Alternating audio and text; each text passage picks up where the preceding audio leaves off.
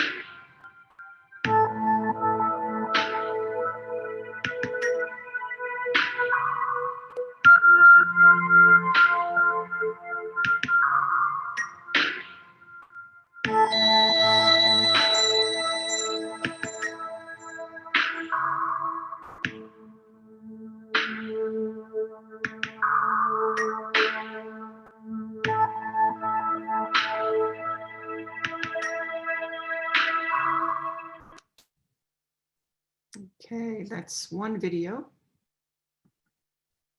And let's go to the next one. If I didn't get all of your work lingering in any of these, it was because it was a little difficult capturing it all, but we'll be able to share files of our work during this talk. So here's the next one.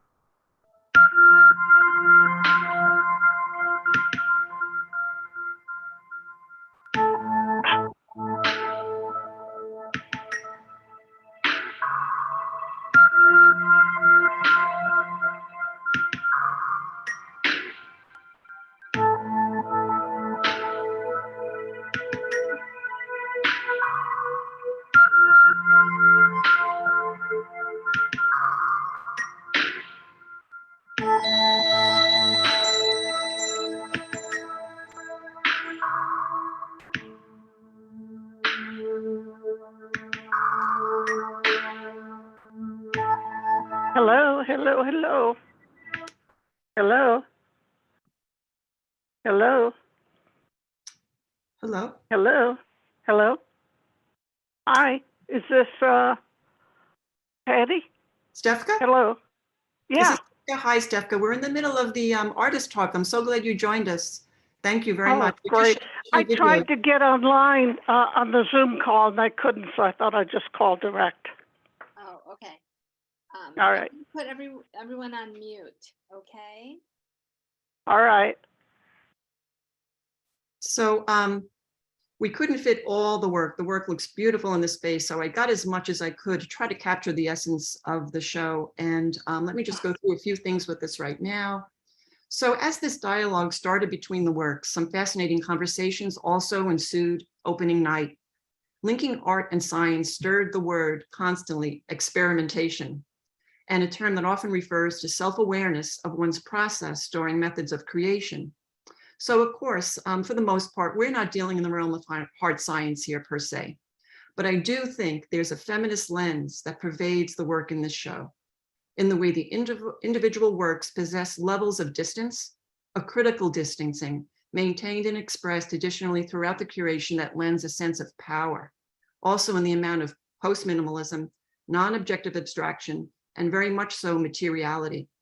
Eva Hess is a foremother and feels very present in the space. So we see it in the square non-objective painting of Martha Saunders, Anne Reinierson, and Lorraine Cleary-Dale, or Louise Wanier's diaphanous and ethereal photographs.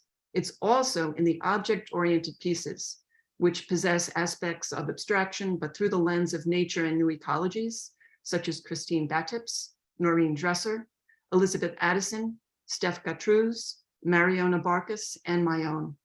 So the capaciousness of the space amplifies this critical distancing, yet it also holds the works together and congeals them in the way they speak collectively. There's room for thoughts to breathe, to contemplate the subject or object, whether adjacent to each other or across the room. So contemplation seems a very big theme or a big concept involved in how the curation eventually came after the works were in the space. It brings to mind a female icon from the 1600s who merged art and science, a German artist, Maria Sedilla, who honed her drawing skills as a naturalist. She observed and recorded nature, but also deeply contemplated nature and her subjects through the act of making. So contemplation is key. There's also some discrete levels of intelligence in the surface treatments and arrangements of form in space. Monica Wyatt seems to describe this as, quote, a material alchemy in her process and her bold approach to dimensional materials. It could be seen in hers and Chris Ann Baker's suspended biophilic pieces. Biophilic in that they create connections to the environment through tensions in nature and space-place conditions. Those merge.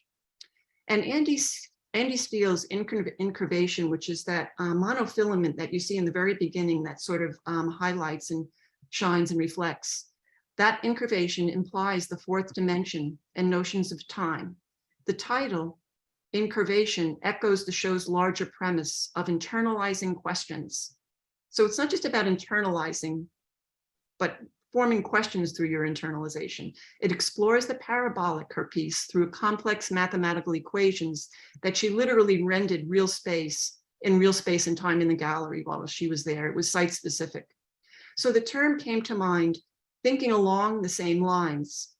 And for Andy's work, but also for all 13 of us women artists, a meaning expressing how our works parallel aesthetically and conceptually. And I find it's a model for the show. So again, I'm almost at the point where I want to share us asking 3 questions, and also showing our work, but I want to share that there were certain visual tendencies that prevail, yet they also diverge, lending necessary tension to the show. I've called excerpts from the artist statements from some of you to confirm this. Addison intersects the microscopic and cosmic to conjure the mysterious or divine. Baker connects the ecology of aquatic bodies to our human beginnings.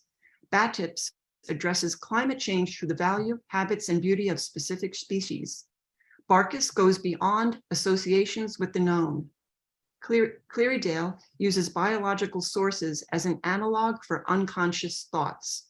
Dresser elicits ecological sensitivity so viewers contemplate, again, their role in our collective future. And I link formations of self or human cultures to the vastness of our social organism. So there's a lot here, not just about the self, but self and others, self and environment, and self and the universe. So we have 3 questions that are in the chat, but that we want to have the artists consider during the presentations of their work individually. One is, do science and spirituality coexist as content in your subject matter? 2, are the physical and mathematical principles influencing our existence something you tap into? And 3, do current environmental concerns deserve primacy within the context of art and science today? So I'll hand it over to Laura if you want to begin calling people up for the visual presentations. Thanks, Laura. All right. So I'm just going to go over your list. I'm going to remove you from the spotlight. And the first artist on our list is Monica Wyatt. Monica, are you here? Yes, you are. So unmute yourself. And I'm going to spotlight you. Hello. Hello. So you're Well- welcome to share your screen and show your images. Okay, I haven't done this before, so bear with me. So I click the right. share screen. Click All right, click. share screen and then click on the image you want to show. It should highlight and then hit share screen again. Okay.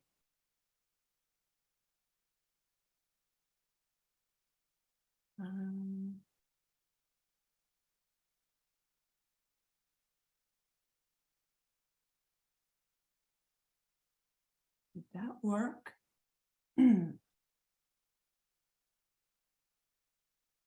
All right, we're seeing your entire screen. Okay. So if you want to, if you pull up the image you want to see, have a seat. Let's see. I've now lost our Zoom. Technicalities are not my strong suit. Mark, can we jump to someone else? Well, you know what? How about I share my screen? There we go. And I can show one of your images. So click out of share screen. Okay.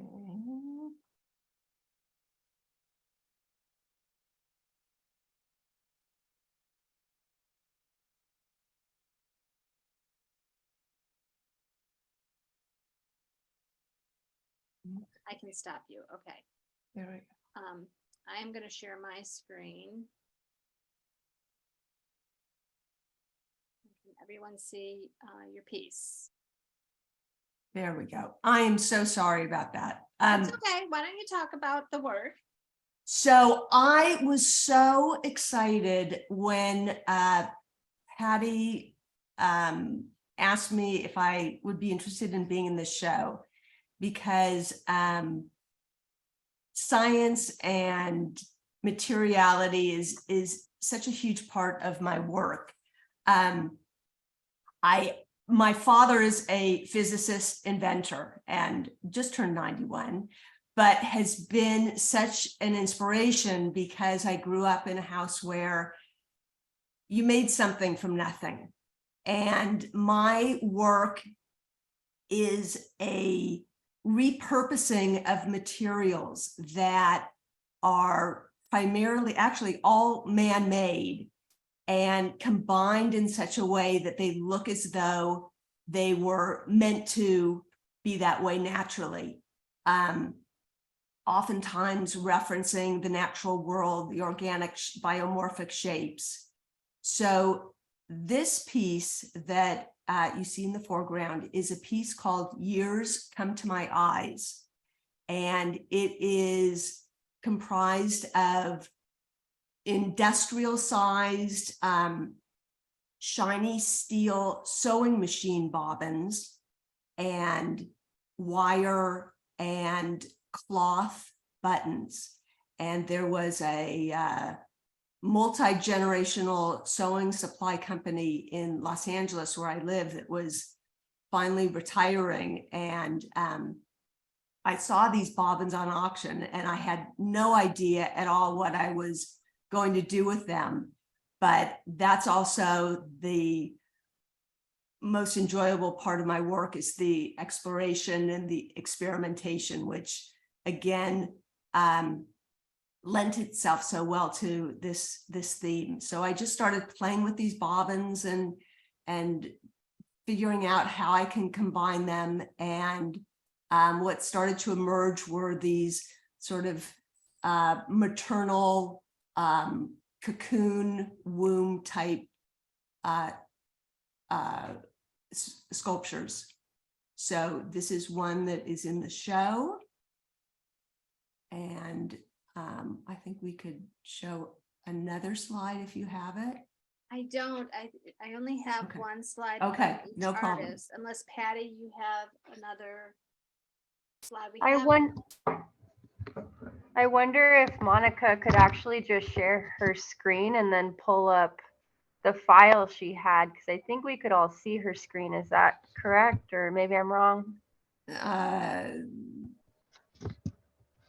I think I'll have some, I don't know. I'm really inept at all of that. So Yeah, I apologize. think that could get into a long period of time. Yeah, I don't want to take up everyone's time. So in this show, I have two from the series of Years Come to My Eyes. And I have another piece that is a wall-mounted piece called 12 Stories, that materials I collected from an electronics recycling place. And again, playing with the materials and, you know, trial and error is a huge part of what I'm doing. So this is another in the series, Years Comes to My Eyes. This is a much larger piece with the steel sewing machine bobbins and the wire. And I have two others in this series and probably 8,000-9,000 more bobbins to continue the making.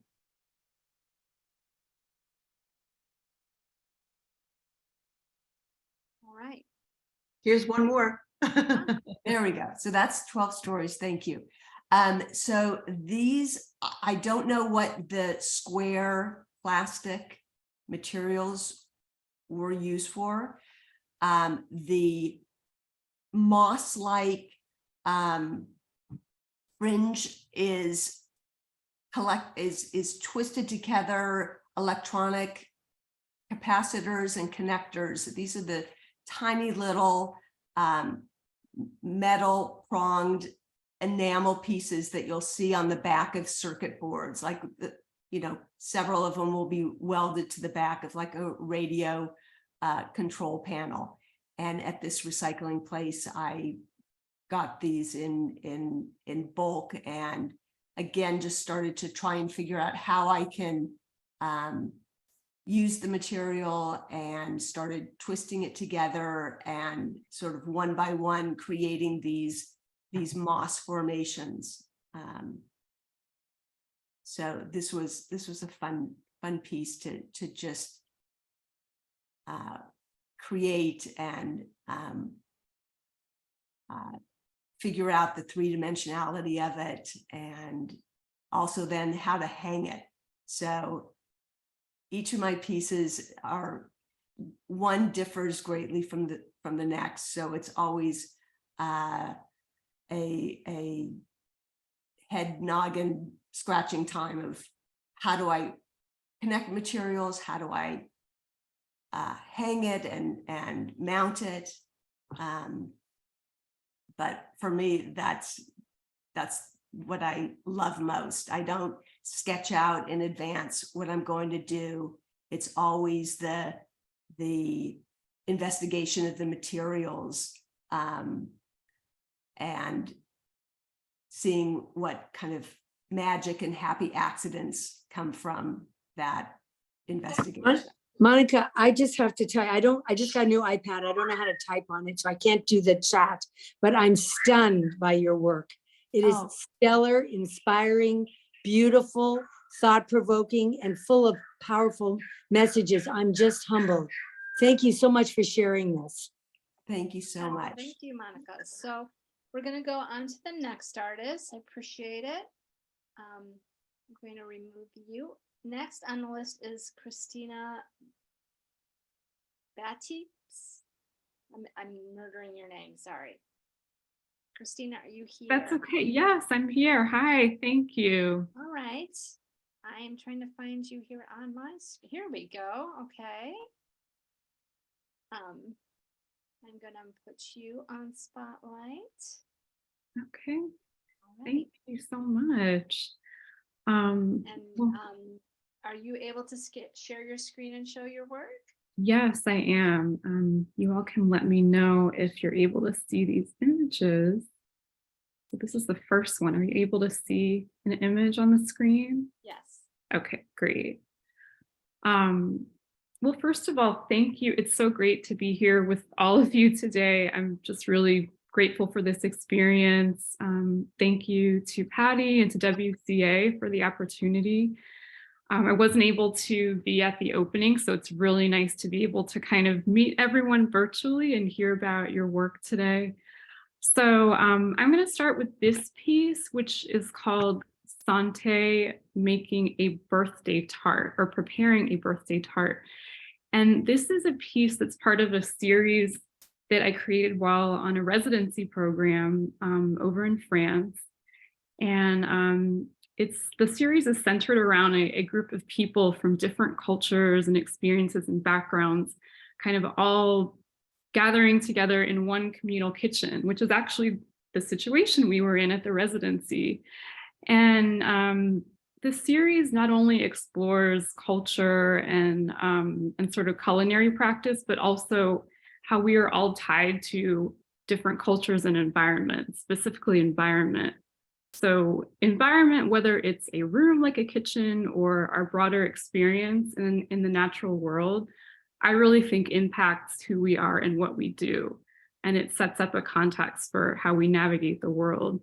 So that's sort of how I see this piece connecting to environment and sort of how it connects to the broader theme of this exhibition. The other piece I'm going to show you is more kind of closely, like literally connected to the environment, specifically climate change.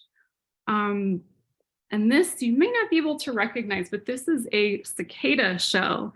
So some of you might be familiar with insects called cicadas that are kind of big, clumsy, noisy insects that come out during the summer in some parts of the country. And this is the shell that sort of the baby version of the insect emerges from. And I did a series on these insects because I read a couple of articles and studies that have shown that cicadas' life cycles have been somewhat impacted by climate change. And I set out to explore kind of what they're about and how their bodies are constructed, how they function, how they participate in the natural order. And I saw their lives as kind of a microcosm of our own experience in the natural world and in the context of climate change. And we are also being impacted in small ways and also in some very big ways that are really disrupting our lives. So there's an element of science in my work, as you can see. It's really, I'm exploring how all of us as living things are really currently at risk as a result of climate change. And this exploration reaches into really what nature and life to me mean on a spiritual level, and how climate change is making an impact on our lives physically and scientifically also. And I wanted to just briefly talk a little bit about the materials and how I built this piece specifically. So this was created mostly using found materials. So the base of the piece is a drawing in acrylic and pencil And then over that are some found materials from our residency recycling bin. So like scraps of paper, the figure is actually painted on a plastic bag that I cut open. And so I really had a lot of fun exploring how I could make a piece with really limited materials, because I was working in a place where there really was no access to art supply stores, and I couldn't order anything. So it was an interesting challenge. And the cicada piece is very, very simple. It's a drawing on and watercolor on like sort of a thick gray paper. So just wanted to explain sort of how those were created. And this is just an image of the pieces on exhibit. Wonderful. Well, thank you so much, Christina. Thank you. Thank you very much. So next on our list is Elizabeth Addison. Let me find you on my screen. Hello, everyone. It's so great to be here. Let me share my screen.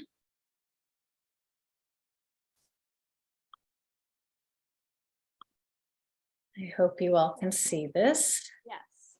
Okay, good. All right.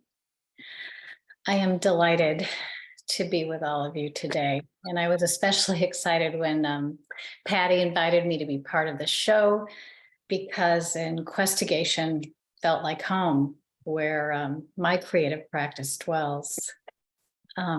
My creative practice dwells at the nexus of scientific investigation and the spiritual, or being in a state of awe. In particular, connections between the microscopic and cosmic conjure the mysterious and liminal for me. And I investigate these relationships in my creative practice with printmaking, mixed media, and immersive installation, supported by research and quite often collaboration with scientists and researchers. The works in this show, and most of my recent works, range from examining California's native flora and the cosmos to social justice and environmental equity. I'm a hiker and a wanderer, and quite often a new series is often initiated when imagery or my surroundings speak to me or instruct me to look closer and find connections. As strange as it sounds, there are divine elements. I don't embrace this unrealistically, but as an artist, that's what I want to convey. I want to put the viewer in that state of awe within a story at an unlikely intersection, ultimately creating a dialogue with my subject and what it means to me. California Poppy, shown here, is a mixed media digital collage created from imagery from a pandemic walk. During the pandemic, I did a series that some of you are familiar with called Pandemania Days, 3 of which are behind me. And each day I posted a digital mandala that was primarily botanical in nature with an accompanying journal entry. And of course, I created thousands and thousands of these because each day I had multiples, and had lots of leftover imagery and prints. And this is what California Poppies is created from, my test prints and extra pieces from this time. And I'll talk a little bit more about how I make these pieces in a minute. But this is a mixed media digital collage created from images from one of those walks.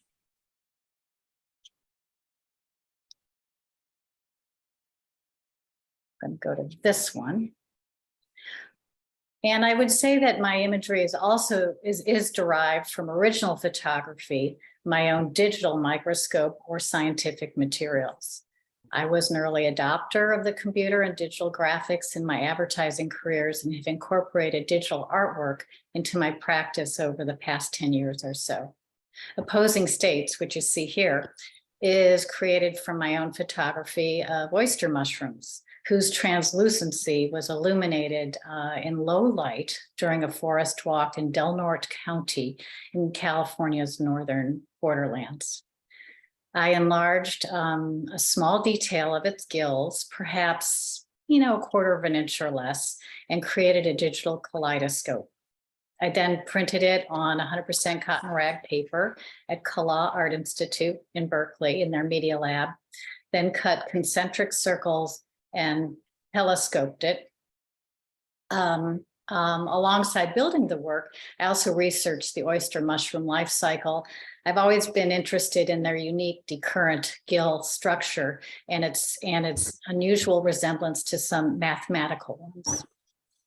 During that hike, it was one of those magical moments when I marveled at the wood wide web I was in, and the interconnection with everything I could see around me when I took the photo.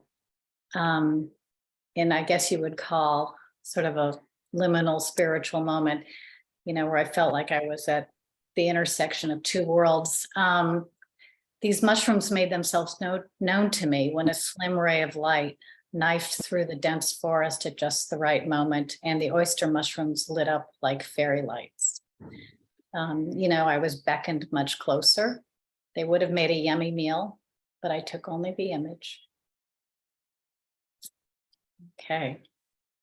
And certainly I find that current environmental concerns deserve primacy within the context of art and science. And I certainly employ that, especially with my recent works.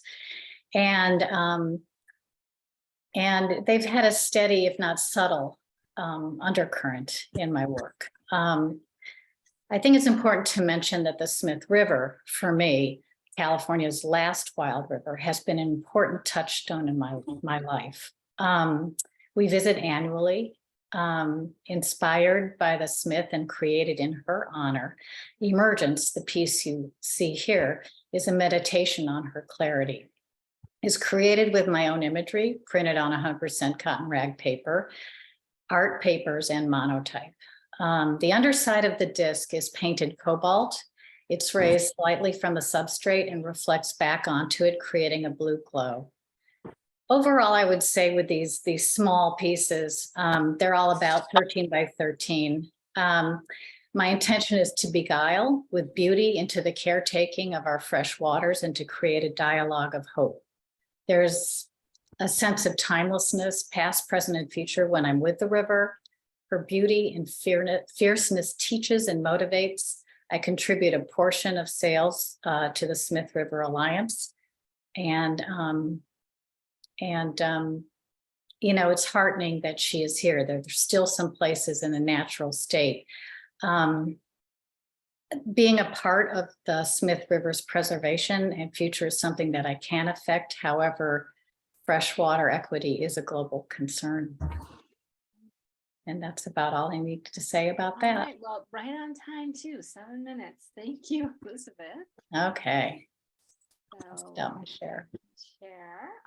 Martha Saunders is next, and I'll keep the next artist on call will be Chrisanne Baker after Martha.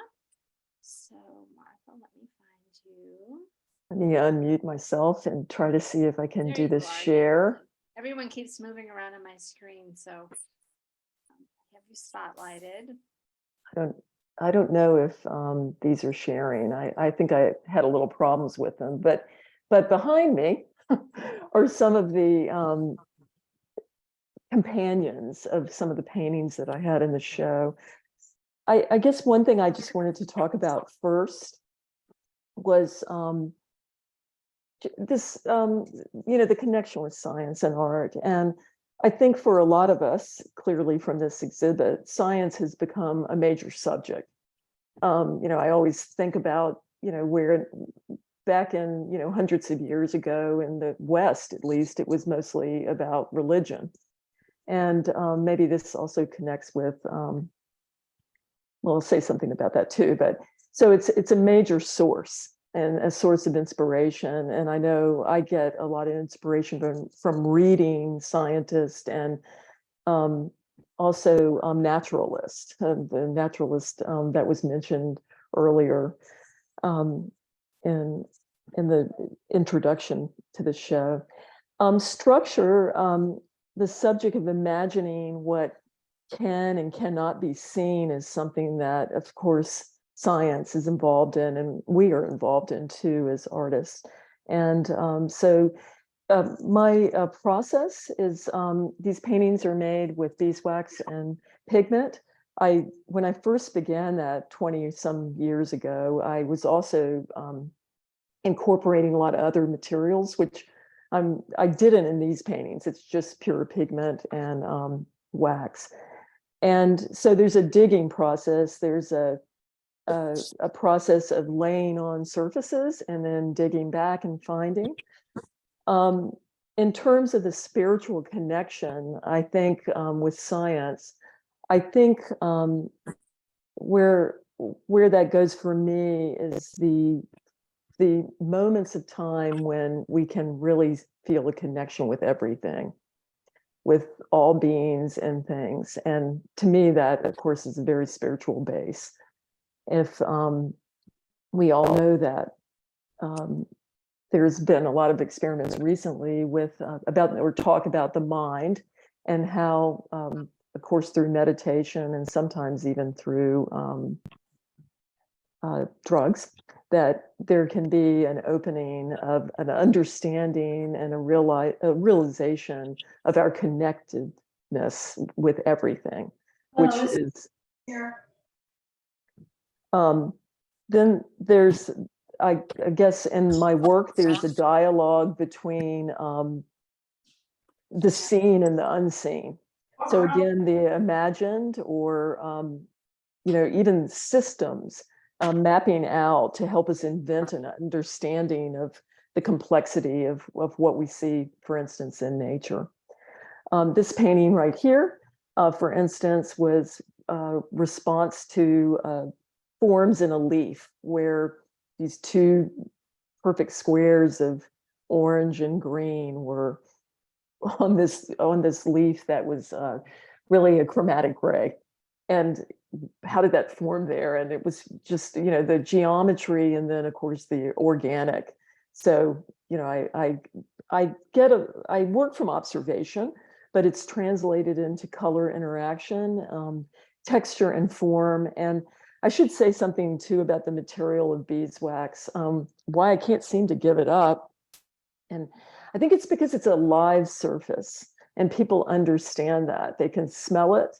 And when I did a piece many years ago called Mind Skin, it was 900 pounds of wax, these squares that basically fit in a 3 by, I don't know, I forget how long it was, but a very long line. And everybody came in and was talking about stories about their bee stories, because of course we know the wax itself, the smell, is something about the environment. It's a map of the environment through smelling. But what I found is I also had a story too that I had forgotten. But anyway, so that's observation is a major part. These pieces are also, they began with the I Ching, which some of you might know, the system of hexagrams that describe 60 or more states of being or, complex things like joy. But the written text is so complicated. I was interested in that idea of a visual language, like a letter that's describing this very complex concepts. So I start with that, and I started with the joy paintings because I just thought I was kind of challenged by a dialogue with a scientist actually, and I thought, yeah, I think I can make a joy painting. Maybe I can make a joy painting. And over 7 years, I was struggling kind of with this hexagram and working with it, and that's where I was attempting to create this stable, symmetrical, well, I didn't have to create it, is symmetrical, and then have surfaces and dynamics with color and line and shape that break that symmetry, that basically focus on the idea of constant change. And that's one reason I like the wax, because the wax suggests everybody knows it can be changed. It can be heated up. I scrape back, I go in old paintings even, but I like that stability and non-stability, those dynamics. The I Ching really is describing states of or stages between heaven and earth. So I think that again kind of relates to our physical state and our spiritual or mental state.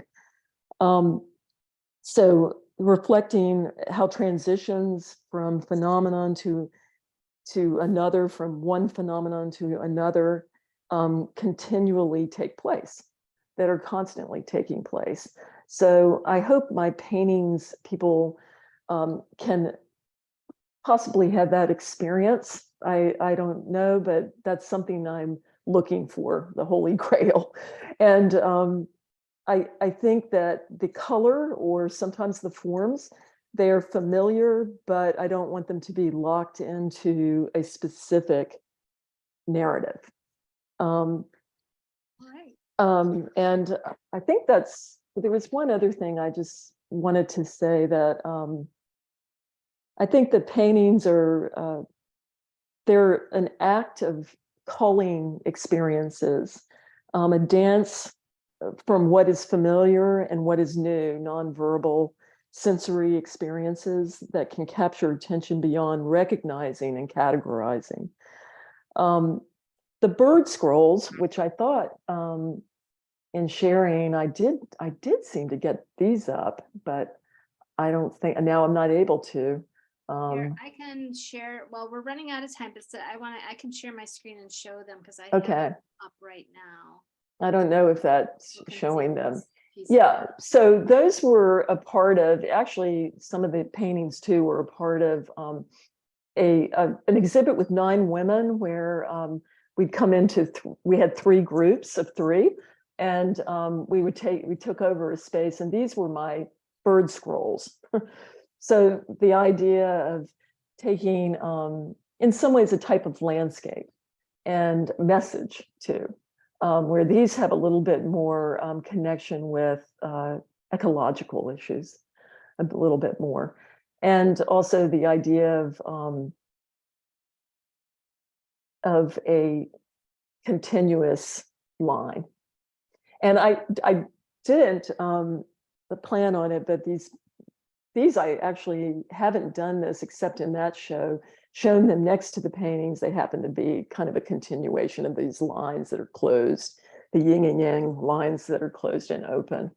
So I think that's really all that, well, I just said about those in terms of my writing: internal landscape of pauses, physical effort, and floating, in terms of thinking about the birds' journeys. All right, well, thank you so much. That was wonderful. Next up is Chrisanne.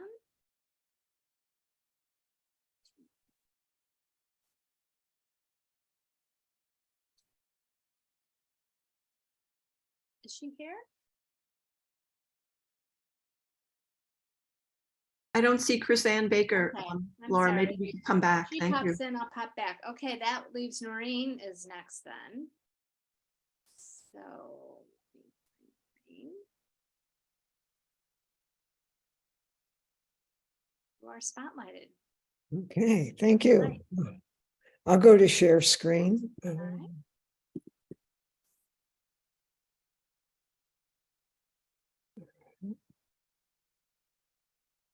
All right. Can you guys see this? No, Okay, let me go. click on your image and then hit share.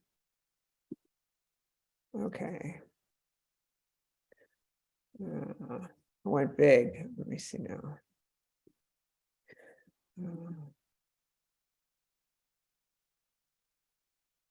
All right, there we go. There we go. Okay, thank you. Okay, I have 6 pieces in the show, and this I'm going to highlight one from the 2 series that Patty so graciously selected with the gang at the Monmouth Museum. This is from Falling. The title of the piece, and the titles are important, is The Harvest Fields I've Not Flown. So this is a real robin's nest, and this is on a these are 5 feet high, and to give you a sense of the dimension for those of you who hadn't caught the show, and 40 inches across. Falling, these works are really fire meditations on memory, on the fragile, shifting nature that is slipping from our view. One of the things that in my life, I've read a lot of ecological reports on a national level. And when we start to talk about time is literally changing. So the world that I graduated in the 1970s, since that time, 1/3 of the bird population in America has perished, ceases to exist. So if we go kind of with the basic science questions, if we, and I wanted to look at, so when you talk about being interested in ecological questions and the larger moral universe we live in, which I think is the intersection between science and what people call spirituality, it's really about, spirituality is what connects us to our life experience and how we're living now. And science is, answering critical questions to give us data on that. What we're really looking at is our view is, what kind of world do we want to live in?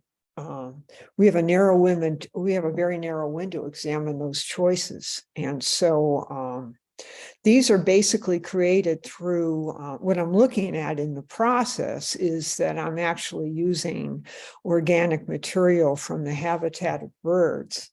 And that is burned down in alternate layers using fire and water with some pigmentation in order to add to it. And so I'm literally creating the loss of habitat by burning that down in multiple layers. And if you look closely at any one, if you were in person and could look at the piece, the longer you look at it, you can actually see the layers in it that are suggestions of various forms of time.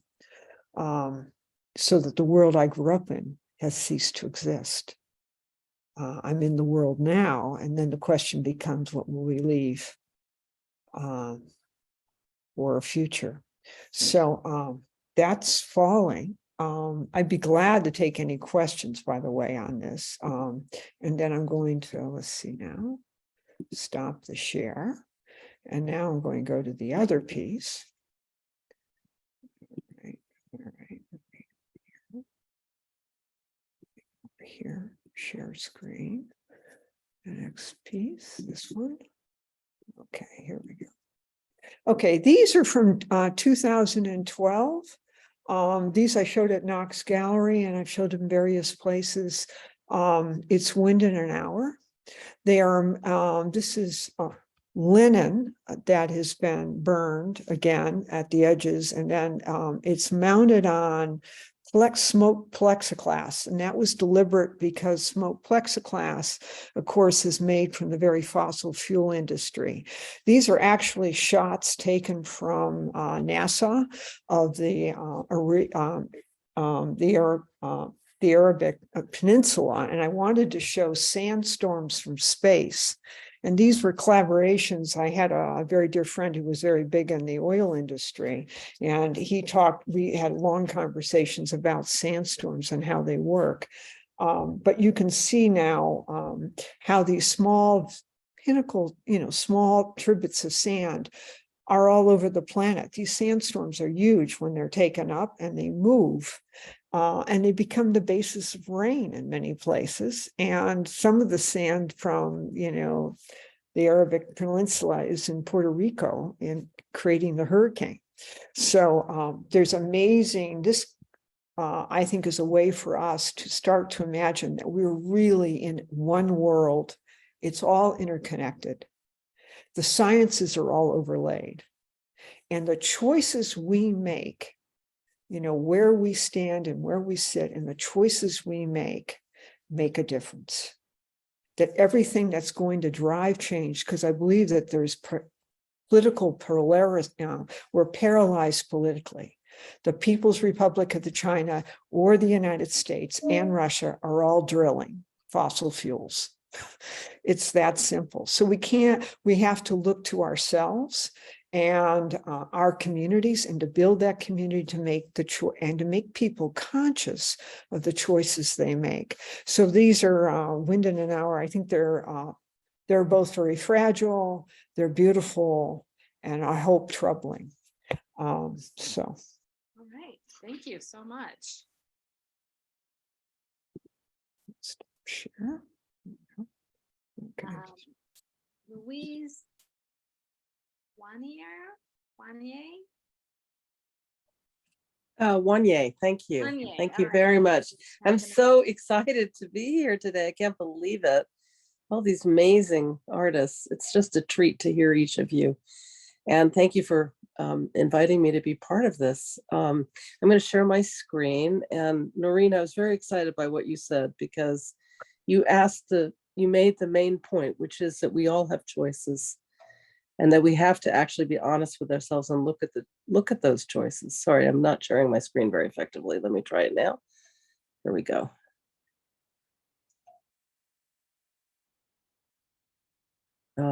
Okay, now I think I'm on an iPad, so bear with me for a second. And I have does everyone see that? We So don't see an image, we just see, there we go.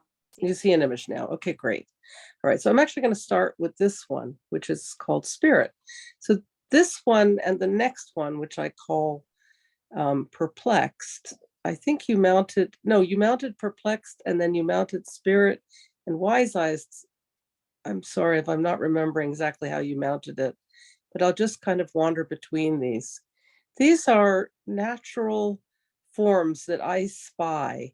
I spend a lot of time just looking at our world and noticing. So all of my work is digital photography, but the pieces that you're seeing they're not modified in any way by the computer, except to focus on particular aspects of what I'm seeing in nature.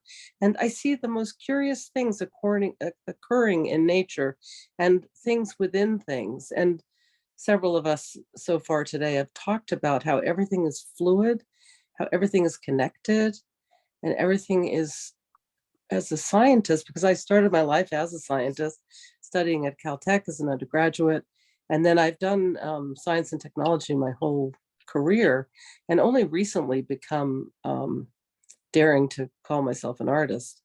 But it's really through the camera lens that I notice the constantly changing world and the dynamically changing world, and am able to spot some of these things. So this image, Perplexed, I don't know if you see what I see, but I see a human body, and I see one in a great deal of stress, of contortion.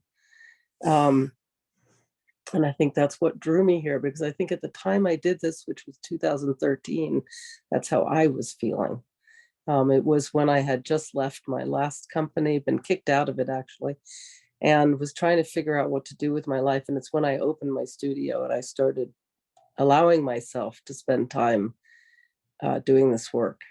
So I'm grateful that you picked this one, because it was one of the more important images for me. So thank you for that.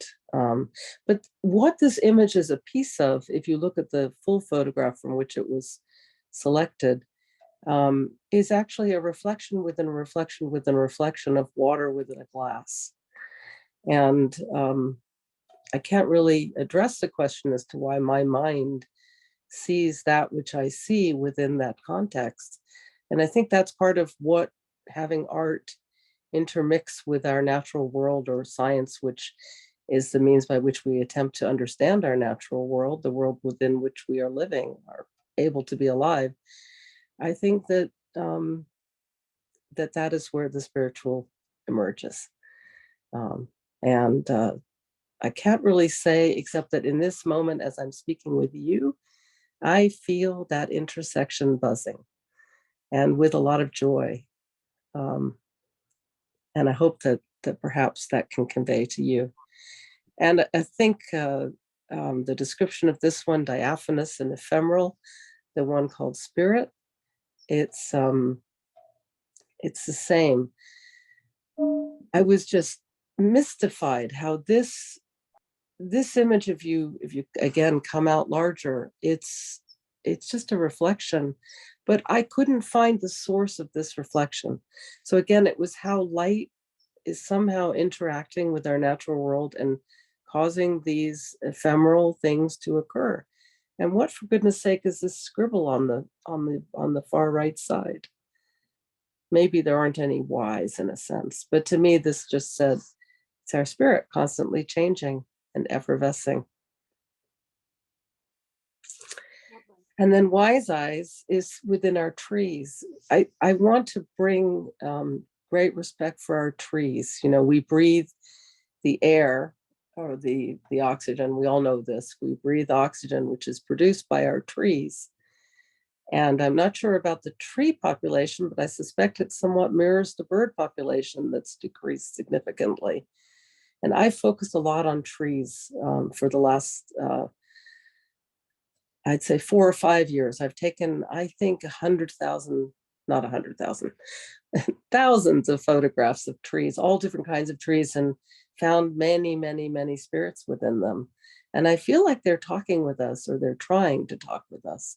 And then recently I decided to pull together a children's book, which is just coming out through an official publisher now, and it's called Tree Spirits. And I just want to mention it to you in case you have any children in the sort of 3 to 8 year range.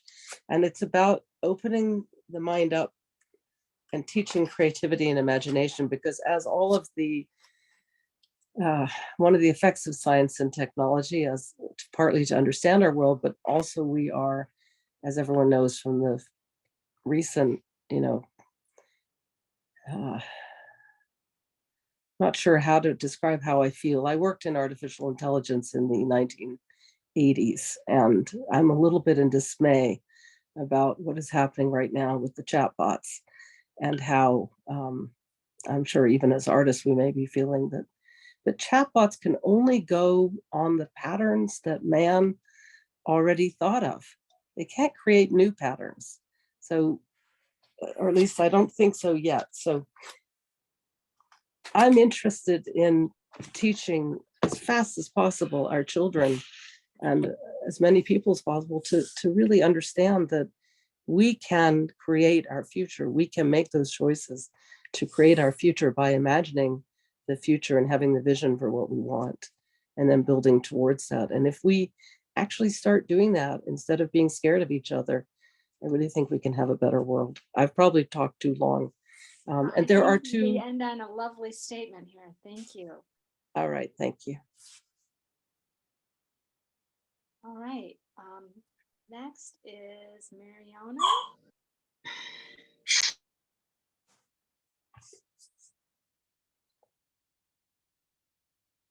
Myself. Okay. Hi. Hi. We can hear you.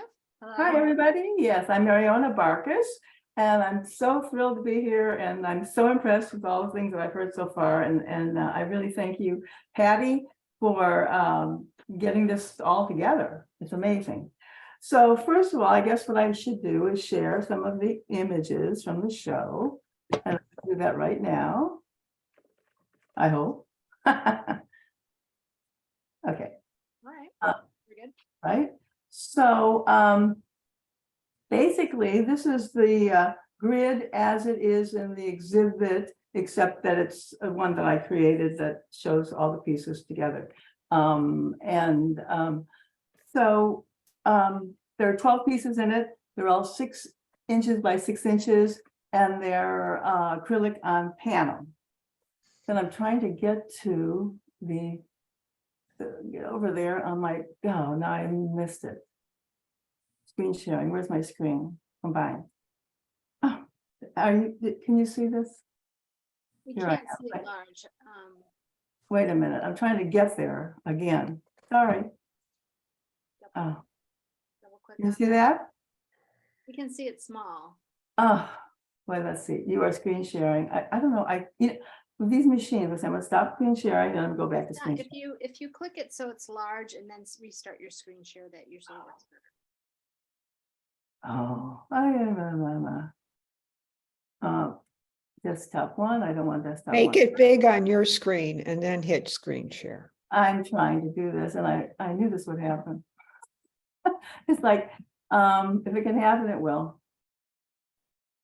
Okay, here it goes. Okay, here we go. Here's the images. Trying to get prepared. Too prepared. Okay, good. Okay, now. No, I don't want to do that. Close that.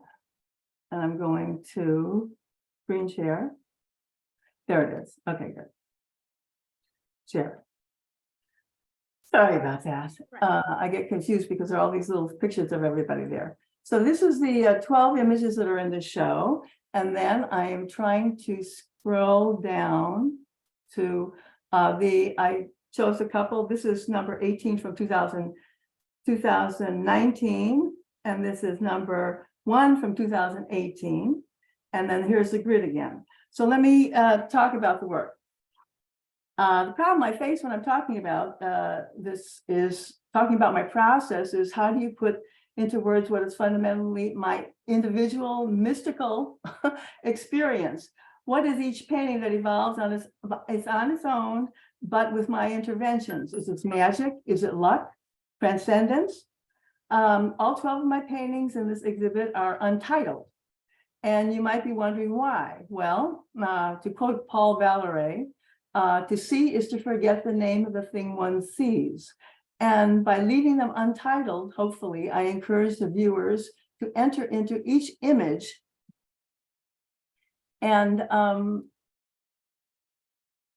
without limiting preconceived notions, so that you're going to go into each one and then just, these are the meditation.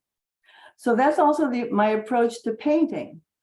Clearing my mind of any limiting preconceived notions so that the painting process is a meditative collaboration with the pigment. I go with the flow, literally, as I pour or apply pigment with a brush, giving myself over to the painting. I open myself up to higher forces that guide this process. Sounds kind of mystical, doesn't it? It's an intuitive approach that allows the flow of paint to define the process by integrating the accidental and the controlled from me. By staying in the moment, I let the painting unfold and reveal itself, telling me what to do next. I'm actually speaking with it, there's a dialogue going on. And then I'm stepping back enough to let the painting complete itself.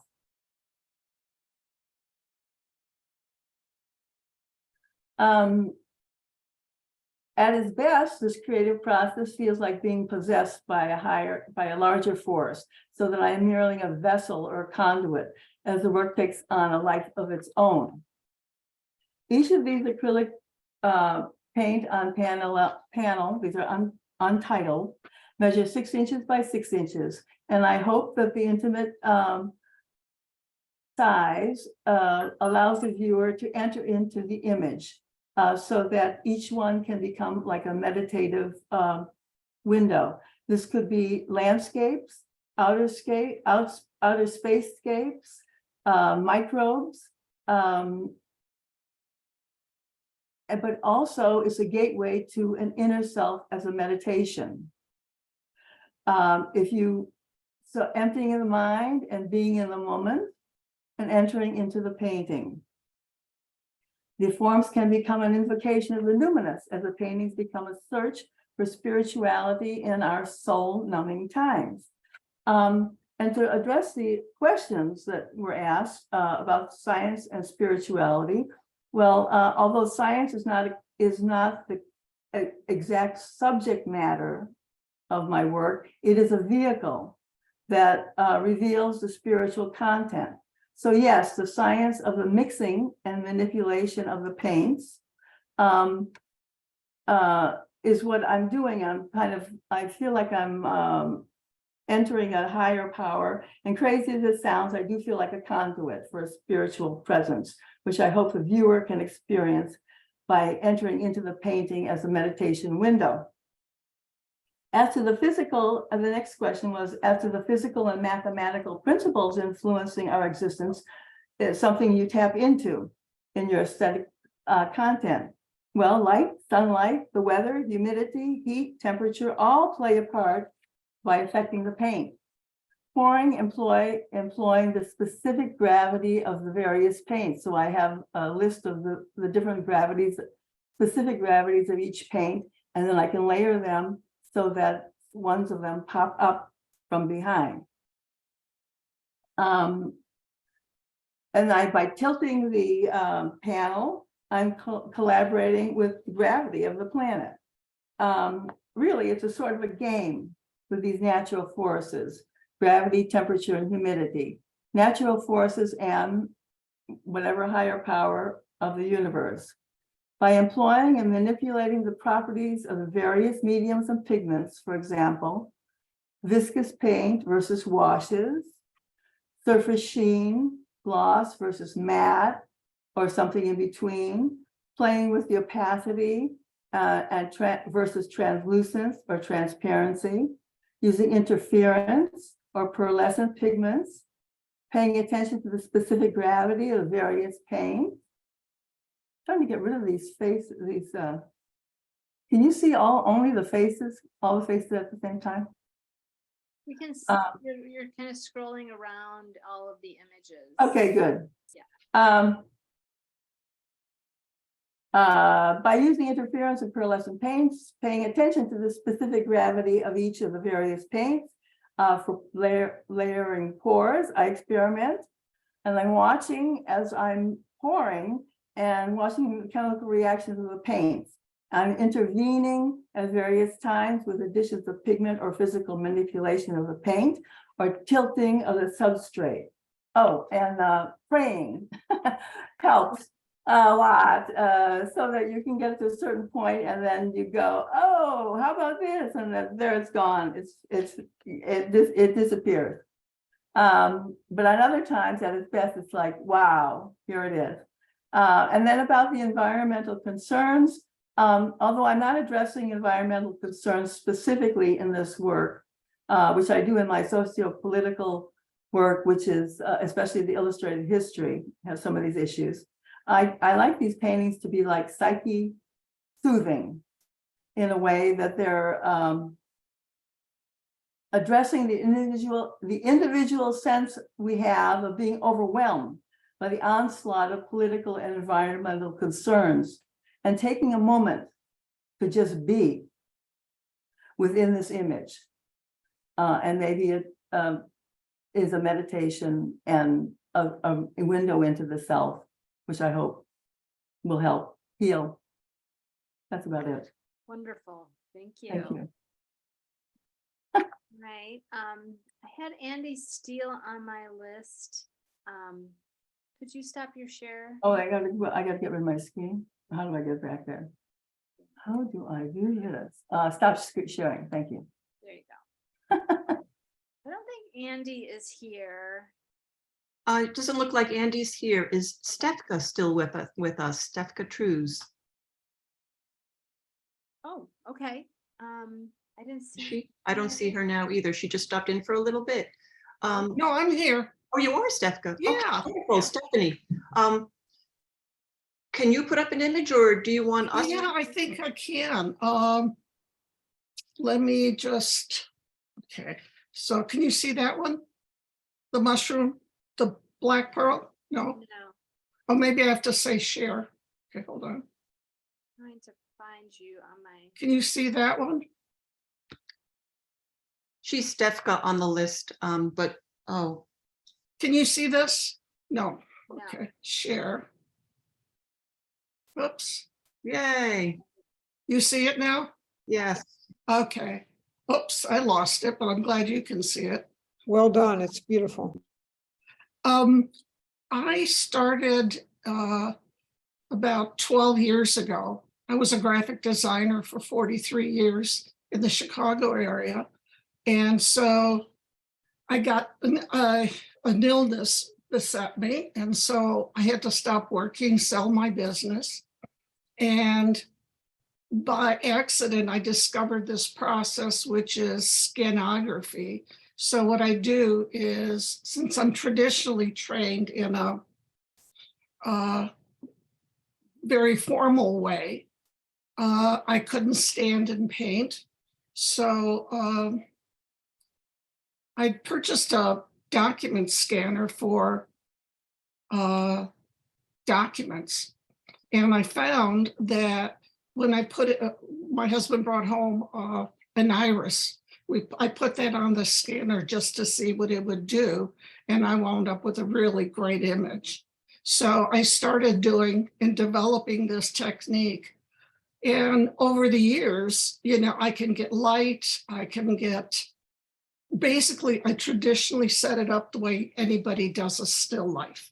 I don't know what you can see right now. I can't tell. Are you seeing the black pearl mushroom? Can you hear me? It looks like it with a little bit of pink and some white. Yes.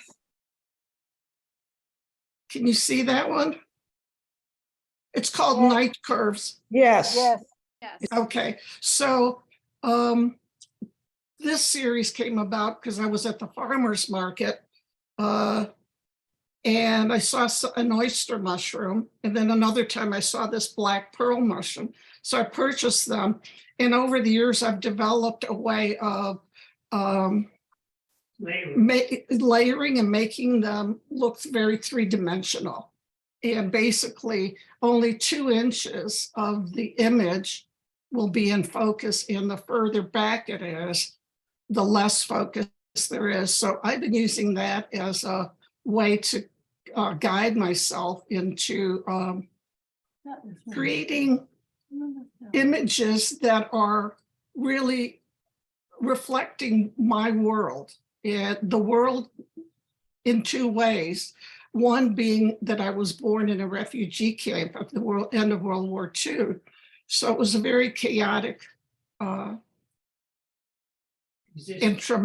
traumatic life those first 4 years. And then as an immigrant in the US, you know, that trauma carried on. And now I'm feeling like the same thing is happening, but it's happening with the world. Where before it was in Germany, this is now our environment that's we're creating this chaos. So this particular one, I use paper. So I'd layer and layer. Underneath is a blue, and then I have a porous filament kind of paper, then the mushrooms, and the tail that's red, that's a radish. So I'm, you know, combining different things. And this is supposed to be a water scene. This is in the ocean. So I try to make all of my images beautiful in a way through color. They're kind of surreal, I think. And that's basically what I'm going for. Here's another one. I think this one's in the show. Let me see if I can find the next one. Oh, shoot. Let me find, oh, shoot, let's see. Oh, actually, I'll use some photos. Can you see this image now? No, it didn't change. You do or don't? We don't see a new image. Oh, you don't see an image, okay.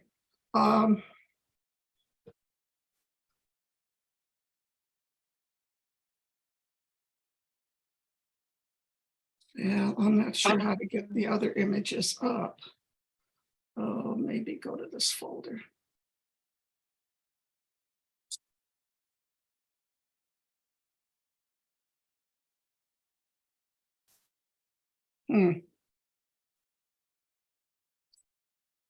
Well, I don't know how to get the rest of the images up, but the next image that, I don't know, Patty, if you have any shots of it, it's the oyster mushroom, and it's floating in clouds.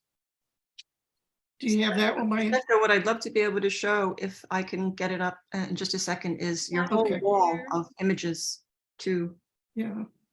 So when I had only 2 or 3 images of mushrooms, and I work with things as I discover them. So 2 of the images, one of the images was from 2017, another image was from 2019. The mushroom, this particular mushroom, they're all mushrooms in this series, is from 2022. And any luck? I can't get in right now to put it in, I think, because you need to stop sharing and then maybe I, Oh, okay, I'll unshare. Whoops. Oh, can I put down new share? Would that do it? No. No, okay. Oh, oh, now there we we've got another one right now. we can see. Oh, do what- you? Can everybody see the oyster mushroom? Yes. Okay, so that one, I also, I play a lot with papers.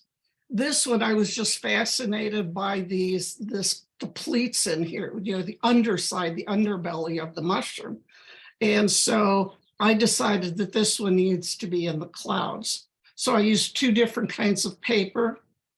And then depending on how the light comes in from my studio, I found out that between like 11 and 2, I can get light from behind, because the scanner is basically what a Xerox machine is. It takes a while to scan, it goes back and forth. And so this one happened to be, I love the yellow, you know, I love the pleats to me are about how you connect nature, and that's how I think I see the pleats as part of an accordion. So there are the references for me in our world, the synthetic world, and in nature are the same.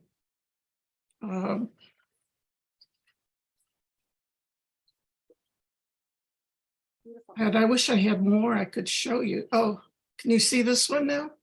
Yes. So why don't we make this the last one so we can move on to Okay. our last artist. This is gorgeous. Okay, so what I'm seeing, what I'm trying to do is say our natural world is kind of disappearing, so I'm creating another world for myself. Whether it's an oyster, or I started out doing flowers in the process of dying, because I think there's beauty in death, and I'm aging, so I'm trying to show the aging process. It is how I started out, but this is where I wound up with. Thank God I'd done 6 or 7 more. And when Patty called, I had them. I don't usually print my work up until I have a purpose for it, a show, or someone's interested in buying, because they're very expensive to print up. They're archival paper, archival ink. You know, I do archival framing, and I think that's about it. I think for me, part of this, the really big part is I'm trying to show that out of chaos, and I think our world is going to change. And as a child, I was raised with chaos, dramas, and traumas. And so I'm trying to say, okay, there's going to be beauty in this next world that we're coming into. That's about it. Thank you. Mhm. All right. Next up then is Patty. Oh, good. I loved that, Steph, good dramas and traumas. I was raised on that. Bear with me, everybody. I was moving a lot of things around to find files during this, and now mine is no longer up. Let me see if I can find it. But in the meantime, I think that what really has come out of this so far is so much about our process of self and getting into our own consciousness and learning about self and enjoying that through our live making, that fluid process where we're active in our consciousness, that we've gained a lot of environmental consciousness. We can't have consciousness of self. I think consciousness of self naturally leads to us having more environmental consciousness and purpose about our environment. Otherwise, we're just not being genuine with the process. So I think that's a theme that has come up. Let me just see if I can get mine back up now. And everybody is pretty much tapped into. It's so interesting. I'm synchronous with everything that everybody has said so far. So it's kind of all covered. So let me just call up my image of my work in the gallery.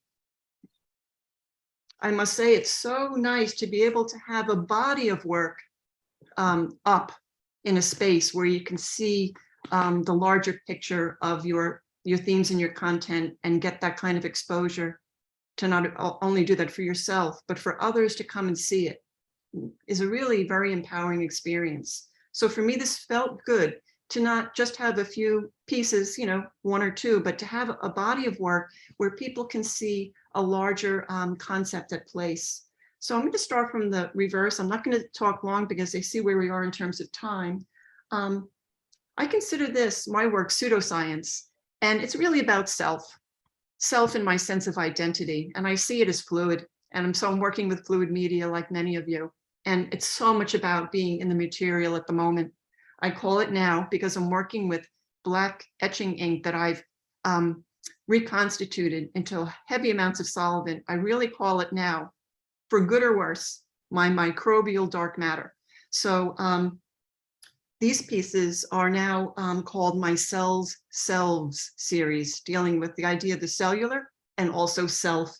And these are my Epicene Tandi, a series of tondos where I'm now working with more structure for my edges. I was working mainly before just centralizing my pores and creating these anthropomorphic images that were really self. And some of them were serious and some of them were humorous. But now they start a conversation between each other. And I've really now felt the need to add, in terms of mathematical principles, Euclidean geometry as a structure of not just form, but also content.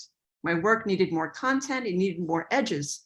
And it's a challenge working with the edge of a circle sometimes. Unless I'm floating them in the center and making them Petri dishes, I'm using the edge and really finding delicious pleasure in trying to keep the composition active and mobile. So from that, now I'm starting to explore non-Euclidean geometry, which many of you are using in the show, to kind of open up into more deeper understanding of space. Going deep into the self, I feel now I'm going deeper into the idea of the universe or spatial concepts. So I'm going to then try to break, people say break out of the box. Now I'm just going to try to break out of the circle. But a lot of the conversations here have been very, very inspiring. And it was nice for us to be able to make those bio connections as each of us talked. So here, some of the particles that I'm working are dry medium, but also the wet medium of the etching ink. If I can refer to Elizabeth's discussion of her relationships to rivers, I still and did grow up for 60 plus years of my life since birth at the ocean, the New Jersey shore.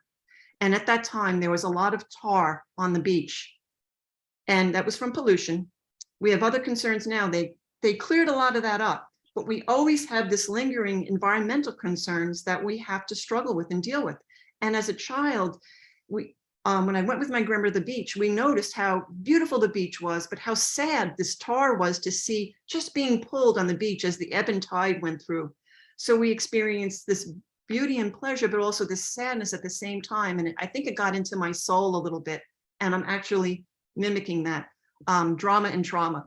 So I won't go into that too much. I'm loving now working with other shapes in the context of the space or the wall in which they present, much more than the way I was working before. And now I think I've gained a lot of insight from the conversations where people talked about how when they're working in the fluidity of their materials, it becomes quote unquote a live surface. And some of the concerns here too for vision, as Louise was mentioning, with vision and understanding, a deeper understanding of our work as we're in the moment working, I think will help us to be able to build and be more deeply embedded in our concerns for our future environment, which Noreen Dresser was also addressing. That out of this could, from my work, and hopefully for all of us, create more, as WCA artists as well, and activists, more environmental purpose. I see these as an investigation of self, and within that, I'm able to find multiverses, as many of us feel. And I find that I get a lot of answers from things, or knowledge from going into the reverse in problems. And I was always different in that way as a child. And that made me feel a little bit not included in the story, but having heard everybody's stories here, I think we all understand that we're able to sometimes problem solve from the problems, not trying to find solutions necessarily, but the problems inform us so much, whether they're emotional, psychological, or environmental. And that's really how I want to end from what I had to share today. Thanks, guys. I'm so sorry. I just want to say a couple of things. First, Patty, thank you so much. This has been exquisite. But I want to share with people a book that my good friend, artist Peggy Seifert told me about, that I have read by, it's Kim Stanley Robinson. It's called Ministry for the Future. If you Google it. It is one of Barack Obama's favorites, and it's all about climate change. It's very painful in the beginning, but there's hopefulness in finding solutions, scientific, and the reality is that it has to be made to be profitable, or it's not going to happen. I can't recommend this book enough. Ministry for the Future, and I'll shut up now. Thank you so much. Could you put that in the chat with the author, and people can? I wish I could, but I don't know. I just got this thing set. And I don't know how to type. Oh, okay. I'm I'll so put it in sorry. the chat. Thank you. Karina. Thank you. For the future. Thank you so much. All right. I think what we'll try and do is just a little Q&A here. If someone wants to raise their hand, and I think we could go for about 10 minutes. If someone, we're at 2:30, if so people need to leave, feel free, but otherwise we'll stay on for another 10-15 minutes and answer questions. Any questions from the group about the work you saw today, or comments is fine too. You can unmute yourself and just speak up.